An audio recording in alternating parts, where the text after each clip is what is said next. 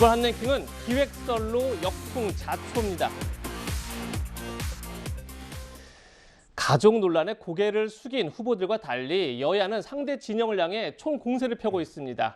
급기야 뚜렷한 근거 없이 기획설까지 제기하고 있는데요. 그 목소리 직접 들어보시죠. 택시 기사님이 강남에서 손님을 한 명 태웠는데 그 손님이 윤석열 후보 캠프의 사람이었던 것으로 그렇게 이야기를 하더라고요. 그러면서 사과를 오늘 하고 그리고 아들 문제를 터뜨려갖고 이 사건을 충분히 덮고 한 방에 보내버릴 수 있다라는 취지의 전화 통화를 했다라고 제보를 했다라고 합니다. 공소권이 없다고 지금 덮자는 거 아니에요? 아니다 말이죠. 제가 그것이 알고 싶다 20년을 했습니다. 네, 그러면 그 세상이 흘러가는 게 상당히 좀 눈에 보이고요. 그게 아마 윤 후보가 기획이라고 지칭했던 어제 얘기했던? 네, 그런 내용일 수도 있겠다. 방금 들은 각각의 주장을 정리하면 국민의힘은 김건희 씨 논란을 덮기 위해서 이재명 후보 장남 의혹을 터뜨렸다. 이렇게 민주당이 주장하고 있는 거고요. 반면에 또 민주당은 대장동 의혹을 덮으려고 김건희 씨 관련 의혹을 기획했다. 또 이렇게 국민의힘 쪽에서 주장하는 건데 최진봉 교수님 동의하십니까?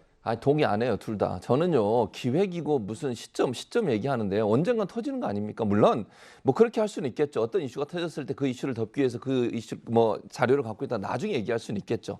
그렇다고 해서 그걸 문제를 삼을 수 있습니까? 그건 아니라고 봐요, 저는. 네. 어떤 어떤 형태로든 부정적인 문제가 있는 것을 얘기해서 그건 넘어가야 되는 거예요. 시점상으로 그걸 넘어갈 수 있는 상황이냐 아니냐의 문제인 것이지 시점을 가지고 문제를 삼는 것도 저는 문제라고 봅니다. 그럼 그거 갖고 있다 얘기 안 합니까? 그건 아니라고 보고요. 기획설이라니 기획이라면 언론상으로 그러면 짜고 뭘 했다는 겁니까? 그러니까 감을 가지고 음모론을 터뜨리는 건 저는 아니라고 봐요. 기본적으로 사실관계 확인해서 그 사실에 맞게 얘기한다고 저는 보고요. 양쪽 다 여당이든 야당이든 대선 후보들은 어떤 이슈든 본인과 관계된 거는 언젠가 터질 수 있는 거예요. 그 준비 잘 해야죠. 또 그런 일이 또 생기지 않도록 해야 되는 것이고요. 그걸 문제를 삼아야지 시점을 가지고 본래 문제 본질을 자꾸 흐리려고 하는 그런 행동 자체가 저는 문제라고 생각합니다. 네, 사실 이런 주장까지 하려면 정말 이 뚜렷한 근거가 있어야 하지 않을까 싶은데 근거가 택시기사에게 들었다. 또 한쪽은 내가 탐사보도 프로그램 오래 봐서 안다. 이런 얘기들을 했어요, 변호사님. 논리적으로 좀 빈약한 거 아닙니까? 제가 변호사 20년 했는데요. 재판하면 다 이기겠습니까? 전혀 그렇지 않거든요. 전문가가 왜 전문가냐면 정확한 근거를 대기 때문에 전문가인데 변호사가 재판하는데 판사한테 증거는 제대로 되지 못하고 판사님 제가 판사님보다도 변호사 생활 더 오래 했습니다. 그러니까 제 말이 틀리겠습니까? 이렇게 이야기하면 판사가 변호사님 훌륭하십니다. 그렇게 생각하겠습니까? 반대거든요. 역효과나요. 왜냐하면 그런 이야기를 하면 저 사람 할 말이 없구나. 그 이야기가 되기 때문에 주장의 신빙성이 탄핵이 돼가지고 오히려 역효과가 납니다. 국민들이 이수정 교수가 그것이 알고 싶다 20년 했기 때문에 그 말이 맞다라고 인정해줄 국민이 몇 명이나 있겠습니까? 이건 국민들을 우롱한 것이 아닌가 생각이 들고 문제가 생기면 저렇게 남 탓을 할 게 아니고 이 문제를 어떻게 해결할 것인지를 진지하게 고민을 해야지 그렇지 않은 모습이 여당이나 야당이나 참 한심하다는 생각이 듭니다. 네. 여야는 잇따라 터진 가족 리스크를 수습하기에 여념이 없는데요. 이 과정에서 우리 후보의 가족 문제가 상대 후보의 가족 문제보다 덜 심각하다 이렇게 주장하고 있습니다. 직접 들어보시죠. 자녀라고 할지라도 어쨌든 사실상 대통령에게 영향력을 미칠 수 있기 때문에 그것도 검증을 하긴 해야 된다. 그렇죠. 그렇지만 부인만큼 배우자만큼은 아니다. 행사할 수 있는 권한이 그러니까 영부인 같은 경우는 해외 순방할 때 계속 같이 동행하시고 영부인 퍼스트 레이디로서 그 외교 활동을 하시잖아요. 장소를 옮겨가면서 도박을 한다는 것은 다른 또 도박장이 있을 수도 있기 때문에 이거는 굉장히 큰 범죄 행위라는 거예요. 단순히 한 사람이 인터넷에 접속해서 게임머니를 사고 팔고 도박을 하고 그 수준이 아니고 그러면 이 조직 범죄를 수사를 해야 된다는 거죠. 이번에도 비교해 볼까요? 민주당 조홍천 의원은 자식 문제보다 배우자 문제가 더 심각하다 지금 이렇게 주장하고 있습니다. 반면에 또 국민의힘 김재현 의원은 이재명 후보 장남 의혹을 두고 조직 범죄다 이렇게 주장하고 있는데 역시 이현주 의원님 이거 동의할 수 있는 주장인가요? 아니 참 조홍천 의원은 그동안 제가 좀 합리적으로 느꼈었는데 아니 배우자 문제가 더 심각하다. 그 무슨 근거로 그렇게 이야기를 하죠? 그러니까 예를 들어서 배우자 같은 경우는 솔직히 이야기해서 이혼하면 또 남남이에요. 자식은 또 자기 자식입니다. 뭐 이혼할 수도 없는 거 아니겠습니까? 자, 그렇게 또 따지면 또 아닌 거죠. 그러니까 지금 자기에게 유리한 이야기만 지금 가라하면서 즉 자신의 어떤 안경으로만 세상을 보는 겁니다. 그리고 또 자기 지지층들한테만 그 논리를 강화시켜주고 있다 보니까 이런 이제 근거 없는 이야기들이 나오는 거거든요. 저는 그런 면에서 보면 과연 이게 뭐 선거전에 있어서는 자기 지지층들에게 뭔가 결집시키고 어떤 설명할 수 있는 논리를 만들어준다는 측면에서는 뭐 이게 가능하지만 그러나 일반적으로 우리 국민들이 들으시기에 이게 굉장히 불편한 거 아니겠습니까? 배우자 문제건 자녀 문제건 간에 이거는 결국은 후보자가 과연 일단 가정에서 이 문제를 어떻게 해결했느냐라는 문제에 대한 이제 그걸로 결집되는 거 아니겠어요? 이제 그렇다면 이런 문제는 아까도 말씀드렸지만 그 자체로 문제를 봐라. 예. 그리고 이 문제는 변명하려고 하면 네. 사실은 이거는 오히려 마이너스다. 예. 오히려 인정하고 사과하고 그렇게 하면 이거 잊혀집니다. 국민들은. 결국 지금 선거전이라는 게요. 지금 당장 이걸 되게 큰 문제 같지만 또 일주일 지나 보십시오. 언제 그 문제 있었지? 대장동 보십시오. 그게 문제가 그렇게 난리를 쳤는데 지금 결국 보면 지금 문제 대장동 문제 그렇게 안 나오지 않습니까? 마찬가지로 지금도 마찬가지 이 문제를 접근하는 방식이 결국 국민들이 어떻게 판단하느냐 달려 있거든요. 저는 그만큼 국민들의 입장에서 이 문제를 좀 후보들이 접근해야 된다는 생각이 듭니다. 방금 이제 이현정이 예, 조홍천 의원 얘기만 하셔가지고 저희 예. 한마디 더 붙이면 김재원 의원도 저는 큰 문제라고 봐요. 예. 조직 범죄라뇨. 그 아직 확인도 안 된 내용 가지고 그렇게 얘기하시면 저는 안 된다고 봅니다.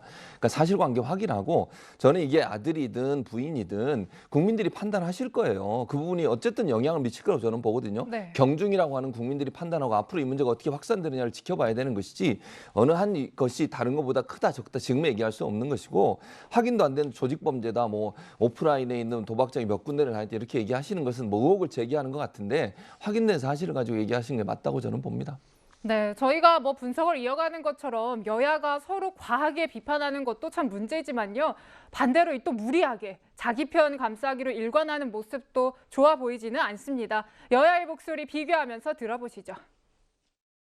아드님이 그 굉장히 다수의 여성 혐오적인 발언들을 게시판에 남기셨더라고요. 성평등 자문단 공동 단장 맡고 계시는데 한마디 좀 해주시죠. 그런 식의 발언들은 뭐 너무 저희가 많이 경험을 해서요. 굉장히 안타깝지만 또 평범하기도 하고요. 근데 이런 사안은 범죄를 구성하는 행위가 아니에요. 이력서에 한 줄 적고 끝나는 것이 아니고 증빙 자료를 다 첨부를 해야 돼요. 네네. 그러니까 쉽게 말해서 증빙 자료에는 정확한 자료가 나와 있잖아요. 근데 이제 김건희 씨 표현대로 조금 돋보이게 좀 제목을 좀 근사하게 썼는데 네, 뭐 이재명 후보의 장남은 차마 이제 저희가 소개를 하기 힘들 정도로 여러 여성 비하글을 올린 것으로 알려졌는데 들으셨다시피 권인숙 의원은 평범하다 이렇게 표현을 했고요. 이제 또 김재원 의원은 김건희 씨의 허위 경력 논란에 대해서 제목을 좀 근사하게 썼을 뿐이다 이렇게 밝혔습니다. 자, 뭐 이런 내용도 여야 모두 내로남불인 거 아닙니까? 저는 개인적으로 서글프다라고 생각을 하고 저희 또래들 많은 사람들이 그렇게 생각하지 않을까 싶습니다.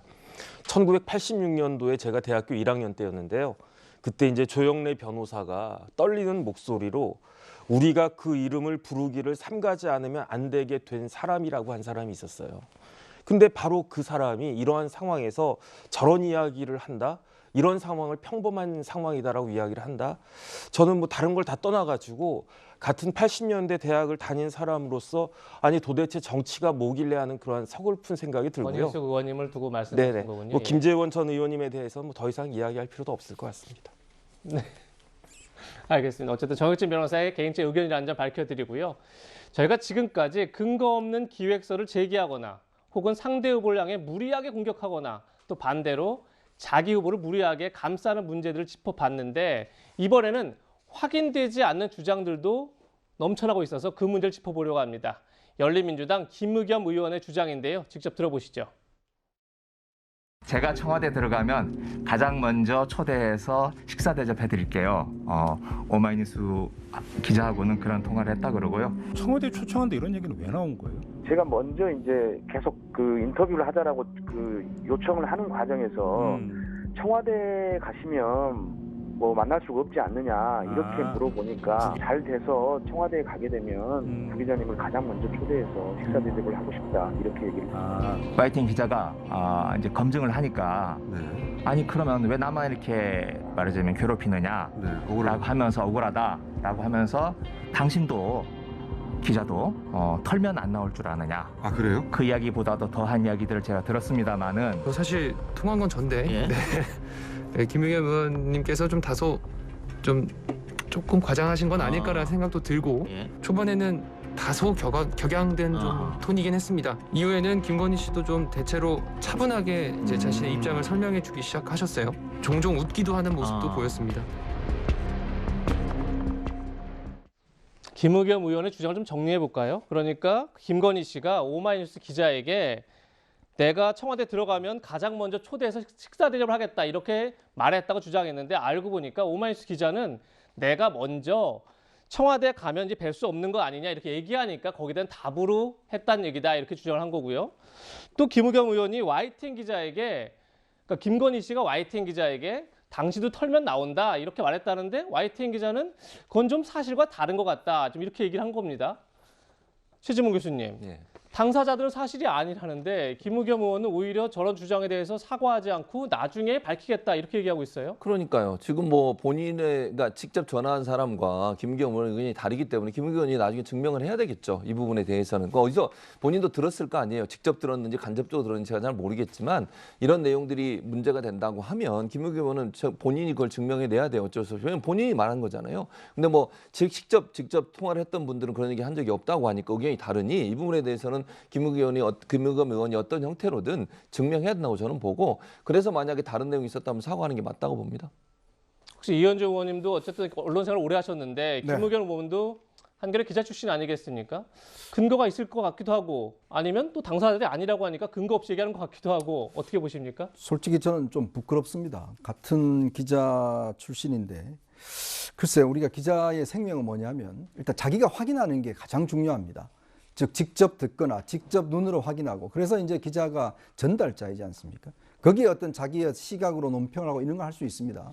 근데 지금 김의겸 의원 이야기는 그 취재한 기자한테 들은 이야기에서 앞뒤를 잘라먹고 그 이야기만 지금 부각시켜서 한 것이고 또 거기에다가 또 과장해서 한 이야기 아니겠습니까? 지금 담당 기자들이 그렇게 이야기를 하고 있잖아요. 더군다나 저는 이걸 보면서 본인이 그걸 마치 사실인 것처럼 방송에 나와서 이야기를 하면 과연 국민들이 이걸 어떻게 생각을 할까요?